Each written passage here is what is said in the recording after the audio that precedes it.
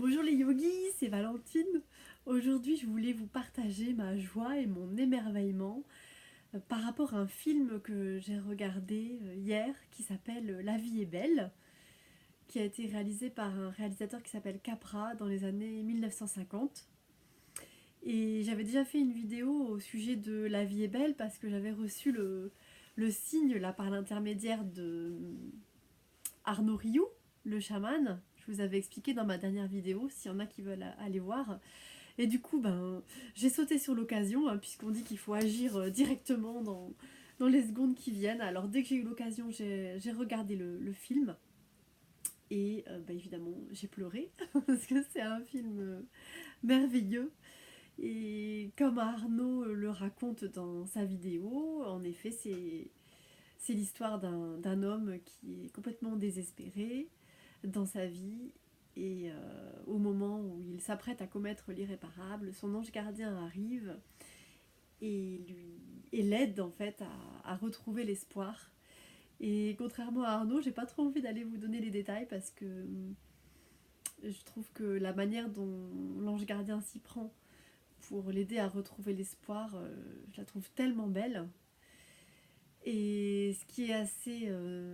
avant j'aurais dit incroyable, mais en fait c'est pas incroyable. Avant j'aurais dit magique, mais en fait c'est plus magique parce que pour moi ça devient vraiment une réalité au quotidien. Et je pense pour beaucoup d'entre nous, ce qui était magique avant devient notre manière de fonctionner, notre quotidien. À savoir suivre ses intuitions, écouter son cœur, agir au moment où notre cœur nous pousse et pas quand la raison nous dit. Alors...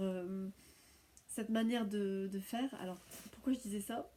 J'ai perdu le fil de mes pensées. Ah non, je disais ça parce que justement, aujourd'hui, j'ai reçu des messages de personnes que je ne connais pas personnellement, mais que je connais par l'intermédiaire de ma chaîne YouTube et d'Internet, qui m'ont apporté des messages de remerciement par rapport à certaines vidéos que j'ai pu réaliser, et du coup à un certain soutien qui a pu leur être apporté.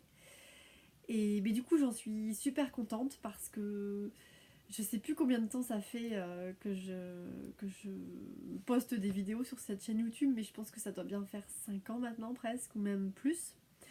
Et je me souviens au départ comment c'était difficile de transcender, de dépasser les peurs pour faire les vidéos. Et de moins en moins j'ai eu peur, et ça a pris du temps comme ça. Et de plus en plus j'ai acquis de la confiance en moi. Et de plus en plus, je me suis sentie digne. Et justement, du coup, je remercie une de ces personnes qui a partagé une vidéo que j'avais postée au départ lors de mon premier défi des 100 jours, donc quand j'ai commencé presque. Et je me mélange un peu les pinceaux, mais en fait, c'est magique parce que dans ce film, La vie est belle, l'ange gardien montre à la personne ce qu'il a pu apporter autour de lui comme bonheur et ce que le monde serait sans lui en fait. Et du coup, dans les jours précédents, j'étais dans un état un peu de désespoir avancé et j'ai eu ce signe, j'ai reçu ce signe et je l'ai suivi justement pour me replacer dans la lumière. Et du coup, une bonne manière de se replacer dans la lumière, c'est d'observer tout ce qu'on a pu apporter de bien aux gens. Et ce qui est génial, c'est qu'on est vraiment dans la synchronicité parce que justement hier j'en parlais avec Alexandre et il me disait oh je repense à ça. En fait un jour j'avais dit à Alexandre que j'avais lu dans Conversation avec Dieu, le livre que j'adore de Neil Donald Walsh, que la personne elle arrivait devant Dieu et que la seule question que Dieu lui posait c'est comment as-tu aimé. Et ce qui est génial, c'est que cette question-là, on la retrouve aussi quand on écoute les expériences de mort imminente de plein de personnes. Ils arrivent devant leur guide, devant leur ange gardien, dans la lumière, et ils entendent une voix qui leur dit « Mais comment tu as aimé? Qu'est-ce que tu as fait pour les autres, en fait ?» Et du coup, Alexandre, il y a pensé plusieurs fois, et moi, j'y pense aussi de plus en plus.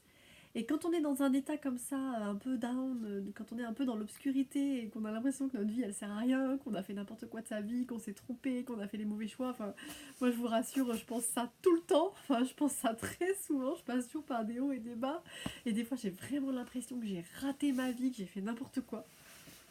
Et bien du coup, je me suis dit maintenant, je vais penser à ce film, Et je vais penser à ça, et je vais me souvenir et me rappeler de toutes les belles choses que j'ai pu apporter dans la vie des gens. Et avant, j'aurais pas été capable de faire ça parce que j'étais prise dans des pensées limitantes et dans de l'orgueil et de la fausse modestie. La fausse modestie, à savoir que je pensais que c'était pas possible de se lancer des fleurs à soi-même ou de se donner des compliments à soi-même. Et maintenant, je me lance des compliments à moi-même, je me lance des fleurs, et je me dis, bon bah Val, tu peux être fière de toi parce que grâce à toi, et grâce aux échanges que tu as eus avec les autres, grâce au fait que tu aies transcendé tes peurs, grâce au fait que tu aies osé, ben, tu as pu inspirer telle ou telle personne de telle ou telle manière. Comme moi, je m'inspire de telle ou telle personne qui a transcendé ses propres peurs.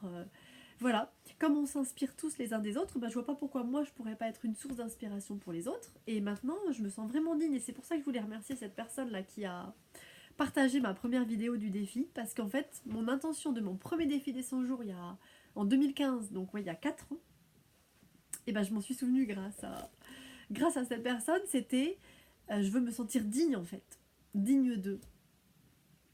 Et je suis super contente et super fière du chemin parcouru parce que maintenant je me sens digne. Et si vous avez regardé mes précédentes vidéos, j'avais fait une vidéo en disant que j'avais retrouvé mon rêve d'enfant. Et pourquoi j'ai retrouvé mon rêve d'enfant? Bah en fait je le comprends là maintenant parce qu'en fait je m'en sens digne. Alors que ce rêve d'enfant je l'avais depuis j'ai 4 ans, mais je ne m'en sentais pas digne. J'avais même jamais osé ou très très peu en parler à qui que ce soit. Et maintenant je m'en sens digne, j'en parle à tout le monde, je suis super contente.